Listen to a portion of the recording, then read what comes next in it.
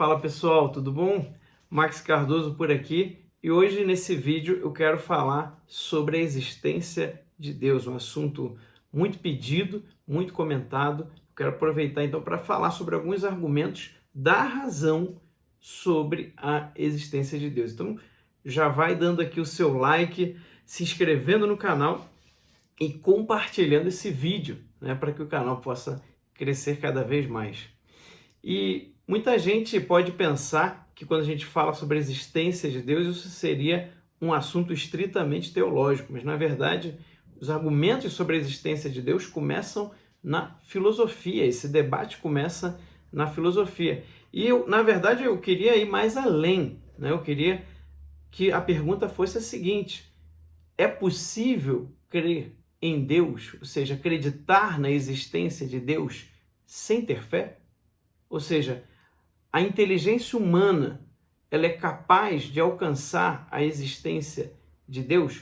Ou seja, o ser humano, pela razão, ele consegue alcançar a existência de Deus? A resposta é sim, sim, é possível, através da razão, você perceber a existência de Deus. Vários filósofos já falaram sobre isso, inclusive. Agora, é importante a gente deixar claro uma coisa, já de início, tá? Quando se fala de prova hoje, né, as pessoas entendem prova como você vai mostrar algo. Isso, então, nesse sentido de prova, não é possível provar a existência de Deus, porque você não tem como mostrá-lo, já que Deus não é material, né? Ele é puramente espiritual. Então não dá para provar a existência de Deus nesse sentido. O que a gente consegue fazer aqui é mostrar, né, segundo inclusive o termo de São Tomás de Aquino, a gente consegue mostrar os caminhos que a razão, que a inteligência humana pode seguir para alcançar a existência de Deus. A gente consegue mostrar as vias que a razão humana pode seguir para alcançar a existência de Deus. E o primeiro argumento que eu queria trazer aqui para vocês é um argumento trazido por Aristóteles. Aristóteles é um filósofo grego lá do século IV a.C., né? E com certeza um dos maiores filósofos da história da humanidade. Para vocês terem uma ideia, ele chegou a dar aula para Alexandre Magno. E uma coisa interessante é que ele tem um livro, né, o argumento sobre a existência de Deus, você vai ver isso que eu estou dizendo no livro da Metafísica, né, que inclusive esse nome não foi nem Aristóteles que deu para o seu escrito, né, mas essa história aí é longa, há muitas teorias também sobre de onde veio esse nome, mas isso aí vou deixar para vocês para explicar em outro vídeo, tá? Mas para você entender bem o argumento de Aristóteles, você tem que repetir um pouco, fazer um pouco aqui a experiência, um exercício, né? Eu estou propondo aqui para vocês isso, hein? Fazer aqui esse exercício, essa experiência filosófica, né? Todo assunto de filosofia, para você compreender bem, você precisa repetir a experiência filosófica daquele filósofo. E uma das coisas que sempre chamou a atenção dos filósofos gregos é a constante mudança que existe no mundo. Eles sempre perceberam que tudo no mundo é mudança, há uma constante mudança. Inclusive, o fato de que as coisas são de uma maneira, mas elas poderiam ser de outra. Então, isso foi sempre algo que moveu a filosofia grega, né? Então, quero que você comece agora a refletir, né? Reflita você, faça uma reflexão no sentido seguinte: você é capaz, né? Você foi capaz de dar a existência a você mesmo? Você pôde escolher, né, quando nascer, em qual país nascer, quem seriam os seus pais? Você não foi capaz disso. Ninguém é capaz de escolher nascer, né? Ninguém é capaz de dar a existência a si mesmo. Se você olhar as outras coisas, os animais, as plantas, né, nenhum deles deu a existência a si mesmo. Ou seja, tudo que existe, existe porque recebeu a sua existência de outro. Tá? Ninguém dá a existência a si mesmo. Nada no mundo é assim. tudo veio de uma outra coisa, né? Você nasceu do seu pai, que nasceu do pai dele, e assim por diante. Aquele animal, né, nasceu de outro, que nasceu de outro, e assim por diante. As plantas, a mesma coisa, elas nasceram de outras, e assim por diante. E assim, inclusive, né, a gente pode olhar todas as coisas do mundo. Tudo é um efeito de um processo anterior no tempo. Então, inclusive, se você pensar na ciência de hoje, as teorias científicas mais aceitas, e aqui eu não quero entrar se as teorias são verdadeiras ou não, porque isso é irrelevante para o assunto sobre a existência de Deus. Tá? Muita gente pode achar que não é irrelevante, mas é. O argumento, quando a gente pensa na existência de Deus, isso está num plano muito superior do que muitas discussões que vêm por aí, que você vê que são pessoas que não entendem nada de filosofia que estão discutindo, né? Richard Dawkins e esses outros. Agora, mesmo com a teoria científica atual mais aceita, você percebe o seguinte, eles dizem que os planetas são resultados de explosão de estrelas. Essas estrelas, por sua vez, seriam resultado de explosão de estrelas maiores ainda, e assim por diante. A questão não muda. Tudo no mundo é uma série de causas e efeitos encadeadas, como uma corrente, vários elos, um atrás do outro, né? Isto causou isso, que causou aquilo, né? São várias coisas, uma vão causando as outras, né? Então, ao analisar isso, o Aristóteles ele percebe o seguinte: ora, se o mundo é assim, né? Se o mundo é uma série de causas que vão uma causando a outra e assim de maneira sucessiva no tempo e no espaço, se as coisas são assim, então é preciso que exista uma primeira causa, da onde vem todas as outras. Ora, se você for voltando, tem que chegar um momento que você vai encontrar uma causa primeira, que é o que Aristóteles chama, né, de uma causa primeira, uma causa incausada. Ou seja, é uma causa que não foi causada por nenhuma outra. Ela é a primeira causa. Tudo veio dela e todas as coisas que existem receberam a sua existência dessa causa primeira. Logo, essa causa primeira, ela existe por si só. Ela não recebeu a existência de nenhuma outra causa. Essa causa primeira, ela existe por si só e ela deu a existência para todo o resto.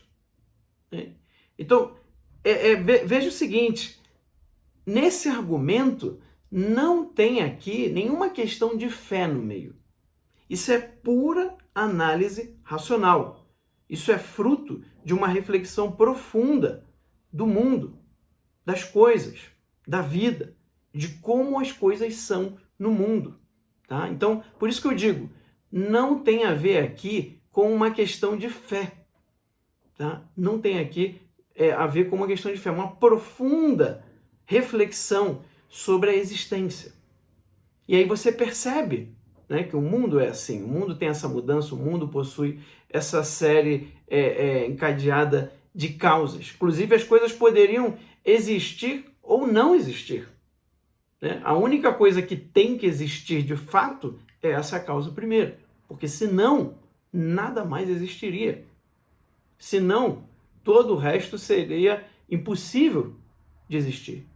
Né? É preciso que haja, como Aristóteles fala, uma causa primeira, uma causa incausada, da onde todas as demais causas provêm. Né? E o que a gente vê aqui são os efeitos dessas causas. Inclusive, uma ótima referência para você estudar sobre isso, quem conseguiu condensar os argumentos sobre a existência de Deus é São Tomás de Aquino. Isso está na Suma Teológica, o primeiro volume da Suma, a questão 2, artigo 3. Tá? Esse livrinho aqui que muita gente conhece, né? O primeiro volume dele, o questão 2, o artigo 3. Então ali você tem um condensado de vários argumentos sobre a existência de Deus. Inclusive, um deles que eu acho interessante a gente comentar aqui é o argumento do movimento. Eu acho que dá para entender até um pouco melhor essa questão da causa primeira, porque você pode pensar também, se está difícil de entender como causa, você pode pensar como um movimento. Uma coisa move a outra, que move a outra, que move a outra, assim por diante. Um exemplo bem didático para vocês, tá? Imagina uma série de dominós. Imagina ali uma série de dominós e você, todos eles enfileiradinhos, bonitinhos, aí você derruba, né? Derruba o primeiro e todos ali vão derrubando na sequência. Quer deixar uma coisa mais absurda ainda? Vamos botar um exemplo bem absurdo. Imagina que essa fileira de dominós, né, começou a ser enfileirada a partir do Japão. Né? Alguém lá no Japão começou a enfileirar os dominós e veio enfileirando até chegar aqui no Brasil. Né? E aí, quando você vê aqui os últimos dominós caindo, apesar de você não ver o primeiro dominó, você sabe que existe um primeiro.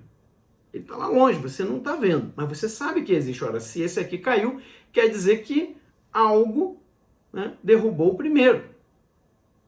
E aí a pergunta é o seguinte, né, quando você vê esse foi empurrado por esse, que foi empurrado por esse, que foi empurrado por esse, até o primeiro. Né? E aí você pode ainda pensar, mas alguém derrubou o primeiro, alguém empurrou o primeiro dominó. Beleza, mas quem que empurrou, né, essa pessoa que empurrou o primeiro dominó? Ninguém. Isso significa que ninguém moveu essa primeira pessoa. Ela é a origem do movimento. Então, isso é uma coisa também que o São Tomás de Aquino coloca. Para que o movimento exista, ele precisa ter um início. Ele precisa ter algo que começou esse movimento. E esse algo que começou esse movimento não foi movido por nada. Então, a ideia aqui ela é bastante simples, mas ela é profunda. Tá? Pode parecer, num primeiro momento, que isso aqui é algo muito simples, simplório, mas não é. Aqui esconde uma profundidade, uma reflexão que é muito, muito necessária. Tá? É preciso que para que um movimento exista, tá? Para que exista um movimento, é necessário que algo comece esse movimento. E esse algo que começa o movimento, ele não foi movido, exatamente, né? Como numa fileira de dominós que vai caindo, você vai voltando, vai chegar uma hora que você vai achar o primeiro que moveu. Então não importa se esse movimento durou 1 segundo, tá? Não importa se esse movimento era simples, se era complexo, não importa se esse movimento durou bilhões de anos. O importante é que existe algo que começou, que deu início a esse movimento, e isso que deu início a esse movimento não foi movido por nada. Então, a partir dessas reflexões, você vai entendendo a questão da existência de Deus através da razão. É Ele quem começou o movimento. É Ele a primeira causa, a causa incausada.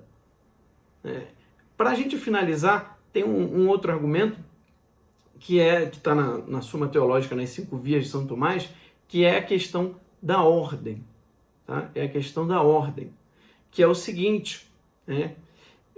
Não é possível que as coisas se ordenem de maneira espontânea. Não é possível, como os gregos falam, né? Do nada, nada provém. Do caos não pode surgir espontaneamente a ordem. Ou seja, de um universo tão complexo, não é possível que se instaure uma ordem, a não ser que haja uma inteligência, algo que ordene essas coisas e que seja exterior a elas, inclusive, para fazer essa ordem. Eu gosto de lembrar, quando eu falo sobre esse argumento, do cardeal de Viena, né? Um antigo cardeal de Viena, não é o atual. O antigo cardeal de Viena, ele costumava dar um exemplo seguinte, ele fala, usando essa questão da ordem, ele falava, olha, é tão absurdo alguém olhar para a complexidade desse mundo e achar que ele é fruto do mero acaso.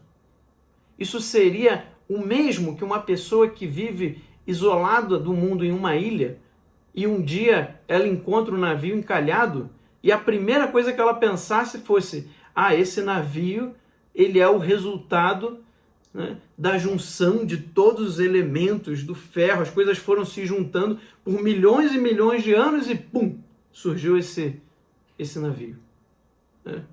Vai ser absurdo. Isso causa repulsa à inteligência humana. Só que sabe o que é interessante? Que se você calcular a probabilidade matemática disso, é mais fácil isso acontecer do que o universo que a gente está, o universo que existe, surgir do mero acaso.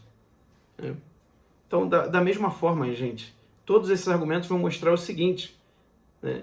Não existe movimento, o movimento não existiria se não existir um primeiro movimento de algo que não fosse movido.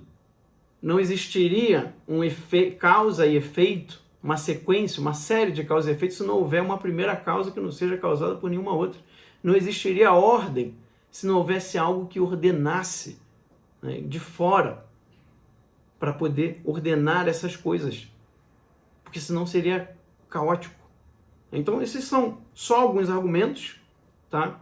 São 5 as vias de São Tomás, ainda tem, né, ainda se pode dar aí uma sexta também, né? Só que são assuntos mais complexos, mais profundos, demandaria um curso que eu quero ainda trazer também para vocês mais para o futuro, mas eu quero que vocês possam refletir, né? E se ficou um pouco difícil, assista esse vídeo outras vezes, medite sobre esses argumentos, medite sobre as realidades, comece a observar um pouco o mundo, faça um pouco dessa experiência filosófica.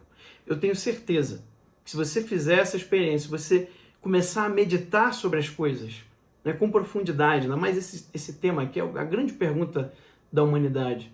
Se você começar a meditar sobre isso, principalmente apoiado nos clássicos, eu tenho certeza, nos grandes sábios, né, da humanidade, eu tenho certeza que você vai começar a entender melhor a vida humana, a sua existência e até mesmo o próprio mundo à sua volta.